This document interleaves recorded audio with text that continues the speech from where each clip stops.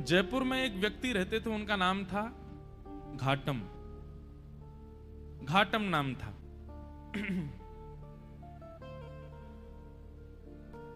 उनका पेशा था, उनके पूर्वजों से ही चला आ रहा था, वो सब चोरी करते थे। दादाजी, परदादा, परदादा, पूरे गांव का ही यही पेशा था, यही काम था, सब चोरी करते थे। घाटम जी भी चोरी करते थे। एक बार श्री घाटम जी कहीं जयपुर से आमेर जाते हैं, तो बीच में अभी जहां कथा थी इससे पहले वो वही स्थान है, आमेर और जयपुर के बीच में कनक घाटी, वहीं श्री घाटम दास जी रहते थे। उनका नाम बाद में घाटम दास हो गया, पर पहले उनका नाम घाटम था। तो घाटम जी चोरी करते थे। एक बार रात में बैठे थे चोरी करने के लिए, तो उस दिन कोई व्यक्ति तो मिला नहीं उनको मालदार, लेकिन झोला लिए हाथ में और जटाएं बांध करके कोई संत वहां से जा रहे थे। घाटम जी बेचारे 2 दिन से तो उनको कुछ चोरी हुई नहीं थी, फिर भी मन में विचार करने लगे, तो महात्मा है, इनकी क्या चोरी करूं मैं, कोई बात नहीं, चोरी नहीं करता हूं, प्रणाम कर लेता हूं जाके। और घाटम जी उनके मार्ग पर आ गए और अर्धरात्रि का समय, घनघोर अंधेरा, प्रणाम किया। महात्मा रुक गए, बोले अरे खुश रहो वत्स, क्या नाम है, नाम आदि पूछा, कहां रहते हो, स्थान बताया, क्या करते हो। घाटम जी बोले मैं चोरी करता हूं। महात्मा को यह बात बड़ी बढ़िया लगी कि इसने छुपाया नहीं मुझसे, सत्य बोला। बोले चोरी क्यों करते हो भाई, चोरी डकैती करना ये अच्छी बात नहीं है, मत किया करो, अच्छा काम नहीं है। बोले महाराज काम तो अच्छा नहीं है मैं जानता हूं, पर ये तो मेरे परिवार का पेशा है, मेरे पूर्वजों से चली आ रही है चोरी, हमारा परिवार इसी में ही निपुण है। मेरा बेटा है अभी 5 साल का, उसको भी तैयारी करा रहा हूं मैं, उसको भी सिखा रहा हूं कैसे जाना चाहिए, क्या क्या आयुध संग लेके जाने चाहिए, किस प्रकार लोगों को देख करके समझ जाना चाहिए मालदार है कि नहीं है। महात्मा बैठे बैठे, देखो संत का स्वरूप क्या होना चाहिए, संत केवल वहां ना जाए जहां माला और दक्षिणा मिले। संत का स्वरूप है वो जहां जाए, अगर दिख रहा है कि कुछ दूषित स्थान है, दिख रहा है कि इसके अंदर कुछ कमियां हैं, उसको सुधार करे। इसीलिए वो संत बना है, इसीलिए वो साधु बना है, केवल मालदार बनने के लिए नहीं बना है साधु। महात्मा को चिंता हो गई, बोले अगर मैं इसको कुछ सिखा करके नहीं गया और इसका जीवन परिवर्तित करके नहीं गया, तो इस मार्ग से निकलना मेरा दुष्कर हो जाएगा। ठाकुर जी ने मुझे इस मार्ग से भेजा है, इसका मतलब ठाकुर जी चाहते हैं कि इसको मैं कुछ बताऊं। महात्मा जी ने उसको बिठाया, बोले सुनो ये घाटम, तुम चोरी मत किया करो, तुम छोड़ दो चोरी। बोले महाराज जिसके रग रग में, जिसके रक्त में चोरी हो वो कैसे छोड़ सकता है। अरे हम तो ऐसे हैं, परिवार में भी हम लोग रोटी भी पानी हो तो हम चोरी करके ही पाते हैं, हम रसोई में मांगते नहीं रोटी दे दो, हम वहां भी चुपके से ही जाते हैं। इतना ज्यादा हम लोगों में चोरपन घुस चुका है कि अब ये निकल नहीं सकता। महात्मा थोड़े व्याकुल थे, तो घाटम जी बोले भगवान आप देखिए व्याकुल मत होइए, मैं भी विवश हूं कि मैं नहीं छोड़ सकता चोरी, पर हां चोरी के अलावा जो कहोगे वो करूंगा।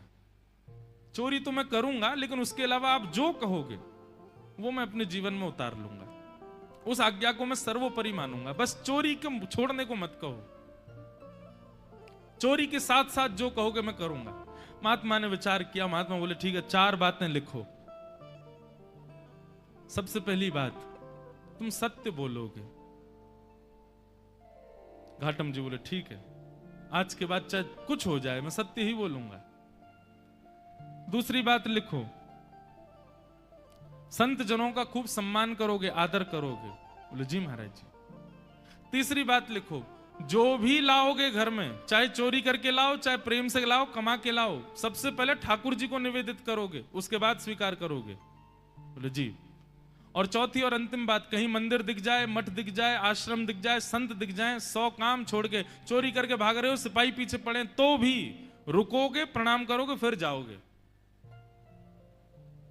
घाटम बोला जो आज्ञा। अब ये 4 बात मेरे लिए अध्यादेश हैं, आदेश नहीं है, अध्यादेश है। चाहे दुनिया इधर उधर हो जाए, मैं इन 4 बातों को कभी नहीं छोड़ूंगा। संत बोले ठीक है। अब देखो, गुरु आज्ञा कितनी बड़ी होती है। ये कोई लिखी हुई कथा नहीं है, ये असली कथा है। आज भी घाटम जी का वहां घर है, आज भी उनका वंश है वहां पर। और इनका जो मतलब कुल गोत्र था, हमारे राजस्थान की तरफ मीणा होते हैं, वो इन्हीं के उन्हीं परिवार में से थे। तो घाटम जी ने अपने गुरु की आज्ञा मान ली। बोले 4 बातें मुझे करनी है। एक बार कुछ संतों की टोली जा रही थी, घाटम जी ने देख लिया, दौड़ करके गए, चरणों में निवेदन किया, मेरे घर आ जाइए, प्रसाद पा लीजिए। संत बोले ठीक है। अब घर पहुंच गए। अब लेकिन घाटम जी के घर पे व्यवस्था कुछ नहीं थी भोजन की। पत्नी से कहा 5 मूर्ति आई हैं, भोजन बनाओ। बोले 5? हम 2 के लिए तो भोजन नहीं है, 5 को कैसे पवाऊं मैं? घाटम जी बोले गुरु आज्ञा निरर्थक हो जाएगी, मुझे कैसे भी इनको 5 को प्रसाद तो पवाना है। घाटम जी ने देखा कि पड़ोस में एक कोई व्यक्ति रहता, उसके पास में उसके गेहूं अनाज आदि का भंडार है, थोड़ा चोरी करके ले आता हूं, उससे बना के इनको पवा देंगे, गुरु आज्ञा पूरी हो जाएगी। गुरु जी ने यही तो कहा है कि संतों की सेवा करो, अब कैसे भी करो, चोरी करके करो चाहे कुछ करो। दौड़ करके गए, वहां से कुछ अनाज आदि ले आए, घर पर ला करके प्रसाद बनवा करके पवा दिया। घाटम जी की चिंता हो गई कि आज सवेरे बारिश हुई थी और मैं चोरी करके लाया हूं, तो निश्चित मेरे पैरों के चिन्ह बन गए होंगे, और उसको यदि पता चल गया कि मैंने चोरी किया, वो घर आ जाएगा, मुझे पकड़ करके ले जाएगा, आदि आदि मन में ये विचार करने लगे। लेकिन मैंने तो गुरु आज्ञा के वश होकर के किया ना। इतने में ही वर्षा हो गई, आंधी तूफान आया और सब उनके चरण चिन्ह आदि मिट गए। तो उनको ये अटूट विश्वास हो गया कि मैंने गुरु आज्ञा मान करके पूर्ण किया, तो ठाकुर जी मेरी सहायता कर रहे हैं, मेरे रक्षक बने हुए हैं। घाटम जी का जीवन ऐसे चलने लगा। गुरु पूर्णिमा का समय था। घाटम जी ने मन में विचार किया, मेरे गुरु ने मुझको सब कुछ प्रदान किया, इस बार गुरु दक्षिणा के रूप में ऐसी कोई वस्तु या इतना धन कुछ दूं गुरुदेव के यहां कि वर्षों तक भी अगर मेरे यहां से सेवा ना जाए तो गुरु जी को दिक्कत ना हो, मेरी तरफ से ऐसा रहे कि हां परिपूर्ण हो गई सेवा। उसके लिए एक बड़ी चोरी कर लेता हूं, उसके बाद फिर मैं धीरे धीरे छोड़ ही दूंगा। एक बड़ी चोरी करता हूं, उससे जो धन आएगा गुरुदेव को दे दूंगा। और घाटम जी ने विचार किया क्या चोरा हूं। तब उन्होंने विचार किया, बोले कि यहां आमेर का जो राजा है, इसके घोड़े बड़े कीमती हैं, और उनमें भी एक काला अश्व है, काला घोड़ा, वो सबसे ज्यादा कीमती है, ऐसा पूरे भारत में नहीं है। यदि उसको मैंने चोरी कर लिया और उससे जो धन आएगा वो यदि मैंने गुरुदेव को दिया, तो आजीवन मुझे जितना देना चाहिए उतना एक बार में ही दे दूंगा मैं गुरुदेव को। तो गुरुदेव के यहां गुरु पूर्णिमा की सेवा मेरी तरफ से होती रहेगी। घाटम जी चोरी करने के लिए जा रहे हैं। एक सामान्य से घोड़े पर बैठ करके घाटम जी और सीधे राजभवन में प्रवेश कर रहे हैं। मुख्य द्वार से ही प्रवेश करने लगे तो द्वारपालों ने रोका, ए कहां जा रहे हो, क्या नाम है तुम्हारा? बोले घाटम। कहां जा रहे हो? बोले चोरी करने जा रहा हूं, झूठ नहीं बोलना है, गुरुदेव ने मना किया है। तो द्वारपालों ने मन में विचार किया, ये जरूर राजा का कोई गुप्तचर है, राजा का कोई बहुत घनिष्ठ व्यक्ति है, हमने इसको रोक दिया है, इसका परिचय पूछना, इसलिए बुरा मान गया, बुरा मान करके कह रहा चोरी करने जा रहा हूं। ए भाई सुनो, द्वार खोल दो, ये कोई राजा का परिचित व्यक्ति होगा, ऐसे कौन बोलता चोरी करने जा रहा हूं। द्वार खुल गए, वो भीतर प्रवेश कर गए।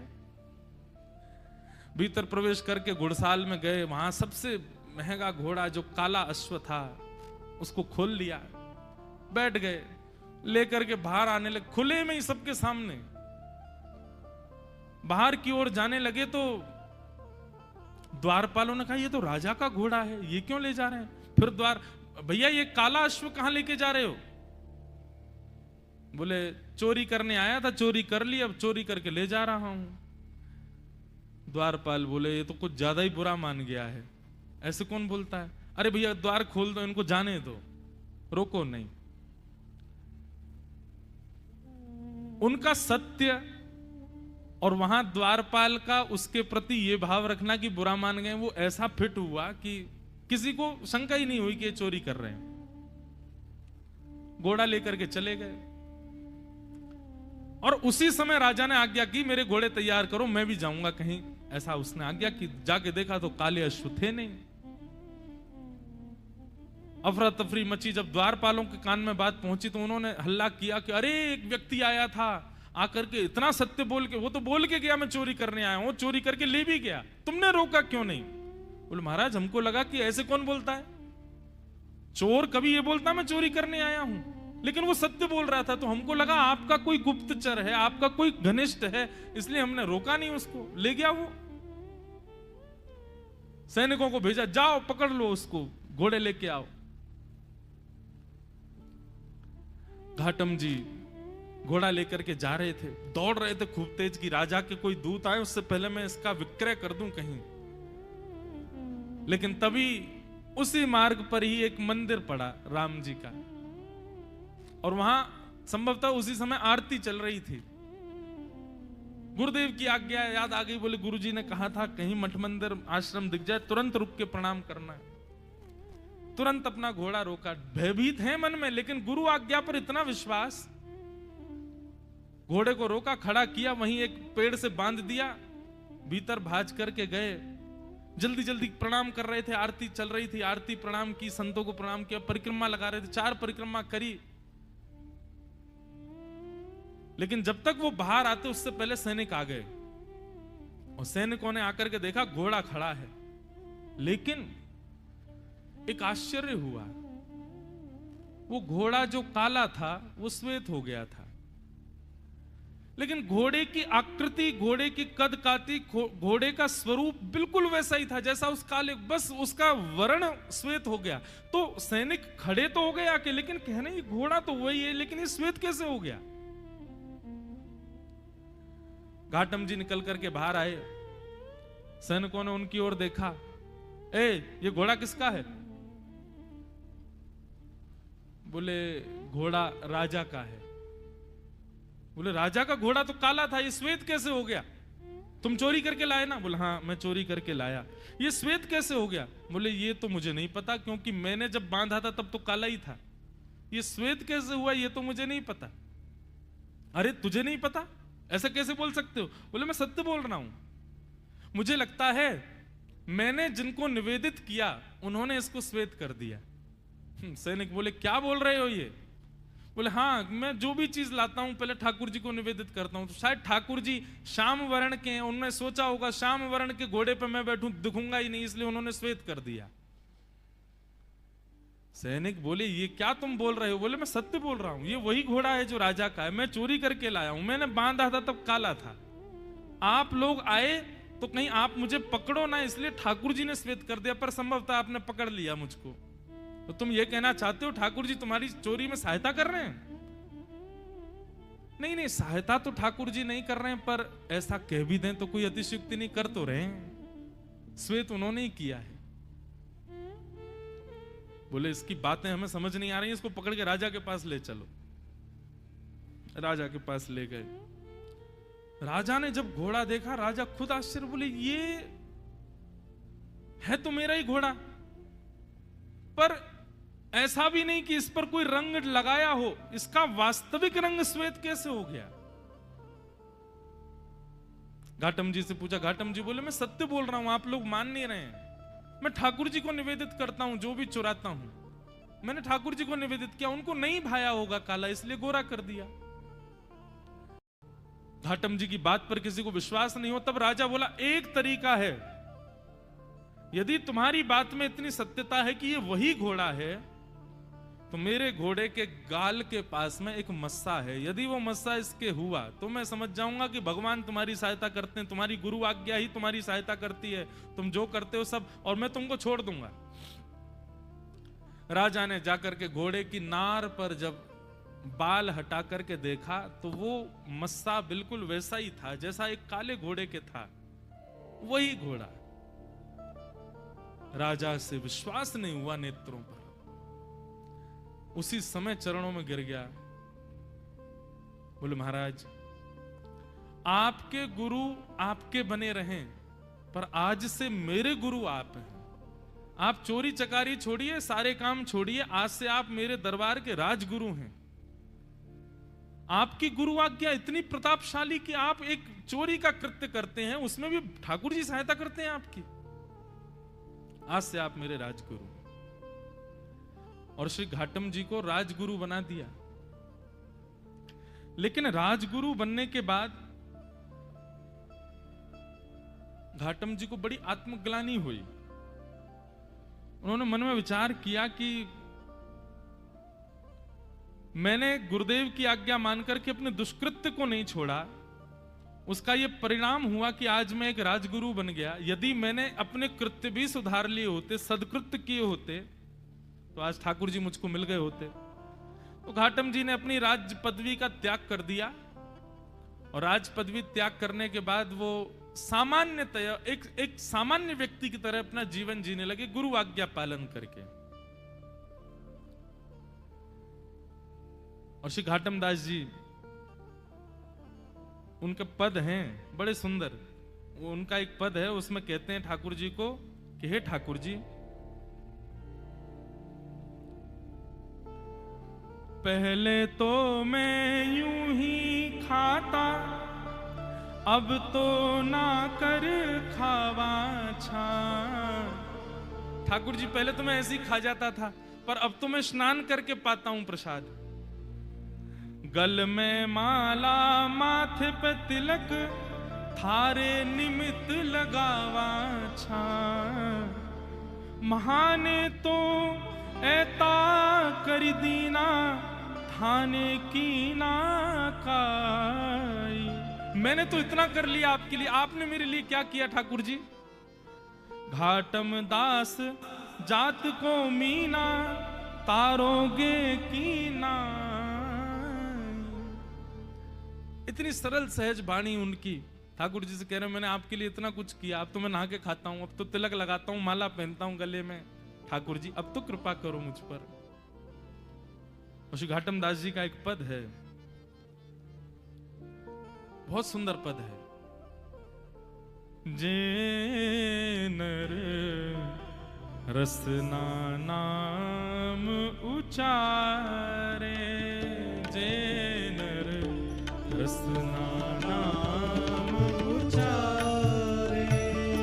आप लोग व्याख्यान बीच में जहां मुझे जरूरी लगेगा मैं करूंगा, लेकिन समझते रहिएगा। घाटम दास जी कह रहे हैं जो व्यक्ति अपनी रसना से भगवान नाम उच्चारण करता है, उसके साथ क्या क्या होता है श्री घाटम दास जी वर्णन कर रहे हैं। जे नर रसना नाम उचारे, जे नर रसना नाम उचारे, जे नर रसना नाम उचारे, जे नर रसना नाम उचारे। काम क्रोध मद लोभ तजे, काम क्रोध मद लोभ।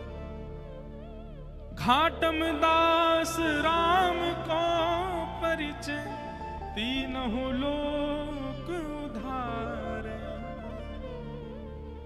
जब आप राम बोलते हैं, मस्तिष्क पर भगवत चरणार बिंदों का तिलक लगाते हैं, भेष भी भगवत भेष धारण करते हैं, तो निश्चित रूप से आप राम के हैं, ये परिचय आपका हो जाता है।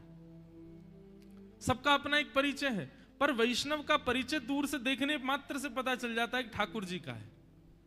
इसीलिए मैं कहता हूं कि भेष बहुत आवश्यक है। यमदूत दूर से ही देख के समझ जाएं कि हाँ ठाकुर जी को सेवक है, ठाकुर जी को चरण उपासक है। भले ही भीतर से कुछ भी हो, बाहर से भेष के रूप में ही केवल तुम ठाकुर जी के बन जाए, वही से ही कल्याण है। घाटम दास जी कह रहे हैं राम जी का परिचय, जिस प्रकार कहीं पुलिस वाले बैरिकेटिंग लगा दें या कहीं वीवीआईपी लोग नहीं जाने देते भीतर, तो वहां आप अपना परिचय बताते हो कि हमारा उससे परिचय है। वहां के एमएलए हमारे चाचा हैं, वहां के वो मुख्यमंत्री हमारे फूफा जी हैं, ये है वो है, ऐसे परिचय देकर के भीतर चले जाते हो। घाटम दास जी कह रहे हैं तीनों लोग सब जगह पहरेदारी है। पाप करने वाला नरक जाएगा, पुण्य करने वाला स्वर्ग जाएगा और भक्ति करने वाला वैकुंठ जाएगा। इनके अतिरिक्त व्यक्ति यहां कोई नहीं आ सकता। परंतु घाटमदास जी कहते हैं जिसका राम जी से परिचय है, जो राम जी का है ऐसा जिसका परिचय है, तीनों लोक उद्धार है। उसको तीनों लोक में कहीं भी रुकावट नहीं हो सकती, वो तीनों लोकों से उबर जाता है। जे नर रसना नाम उचारे, ऐसे घाटमदास जी फिर कालांतर में उनको आगे चल करके ठाकुर जी का प्रत्यक्ष साक्षात्कार दर्शन हुआ और दर्शन के पश्चात वे भगवत धाम को प्रस्थान कर गए। तो एक सदगुरु की कृपा, उसकी सामान्य वाणी। अरे राह चलते हुए एक संत ने 4 बातें बता दी एक चोर को, और उस मार्ग पर चल करके वो चोर एक दिन ठाकुर जी के प्रत्यक्ष दर्शन कर लेता। हम चोर तो नहीं है, हम डाकू तो नहीं है, हम डकैत तो नहीं है, हम इतने नीच तो नहीं है, हम तो सामान्य मानव हैं। शुद्ध रोटी खाते हैं, शुद्ध जल पीते हैं, शुद्धता से रहते हैं, सब काम ठीक करते हैं। हम में इतने अवगुण नहीं है। हम गुरु आज्ञा को यदि मान लें तो हमारी स्थिति क्या होगी। इसलिए भैया आज्ञा गुरुणाम अविचारणीयाम, ये रहुगण जड़ भरत संवाद इसी बात का प्रतिपादन